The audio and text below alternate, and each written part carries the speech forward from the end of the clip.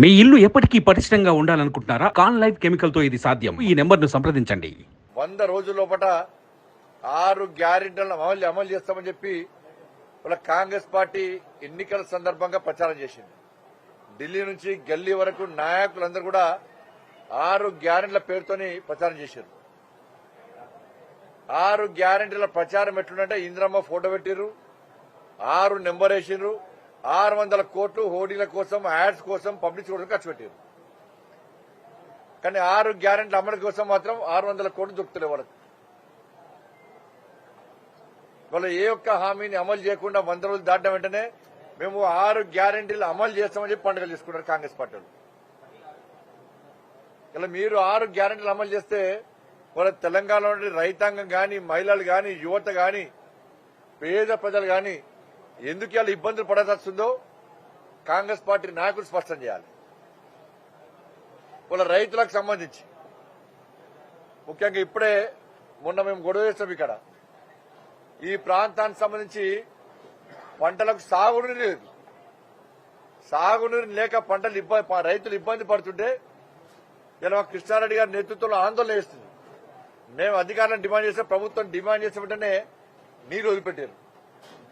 మళ్ళా ఆపేరు, మళ్ళా గొడవ వేస్తే మళ్ళా నీళ్ళు వదిలిపెట్టారు. మళ్ళా ఇవాళకి లాస్ట్ అట మళ్ళా నీటి సరఫరా, నీటి విడుదల ఆపేస్తున్నారు. ఇన్స్టాల్మెంట్ లెక్క నీటి విడుదల చేస్తున్నారు.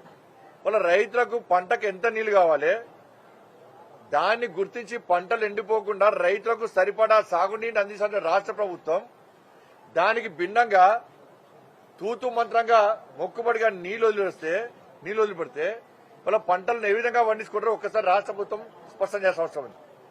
ఇప్పటికీ నీళ్లు విడుదల చేస్తారా చేయరా అని చెప్పి రైతులు ఆందోళన చెందే పరిస్థితి ఇలా కరీంనగర్ పార్లమెంట్ నియోజకవర్గంలో ఉంది. ఇది ఒక సమస్య.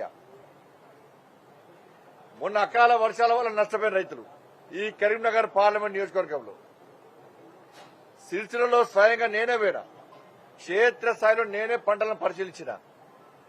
రైతులు ఇబ్బంది పడుతున్నారు, ఏడుస్తున్నారు. ఇలా వ్యవసాయం చేసి గుండెపోటు వచ్చే పరిస్థితి సార్. మా ఆరోగ్యాలన్నీ ఖరాబ్ అయినాయి, మా బతుకులు నాశనమైనాయి.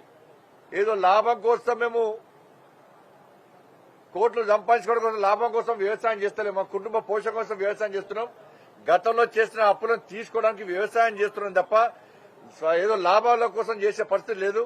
అయినప్పుడు కూడా అకాల వర్షాలు నష్టపోతే కనీసం మనం పట్టించుకున్న పాపన వల్లే ఏ మంత్రి రాలే మా దగ్గరికి అని చెప్పి ఇవాళ రైతులు చెప్పిన తర్వాత ఆ రోజు భారతీయ జనతా పార్టీ తరఫున డిమాండ్ చేస్తున్నాను. రైతులు లాభాల కోసం చూస్తలేరు. వాళ్ళ పెట్టుబడే 20,000 వేల రూపాయలు. కాబట్టి ఎకరానికి 20,000 వేల రూపాయలు రాష్ట్ర ప్రభుత్వం నష్టపరిహారం ఇవ్వాలని చెప్పి మేము డిమాండ్ చేస్తే ఇస్తామని చెప్పి ఉత్తర్వులు జారీ చేసిన తప్ప ఒక్క పైసా ఇవ్వలే. ఒక్క పైసా రైతులకు వెళ్ళి ఇప్పుడు కూడా. సుమన్ టీవీలో మీ పర్సనల్ అండ్ బిజినెస్ ప్రమోషన్స్ కోసం కింది నెంబర్ కి కాంటాక్ట్ చేయండి.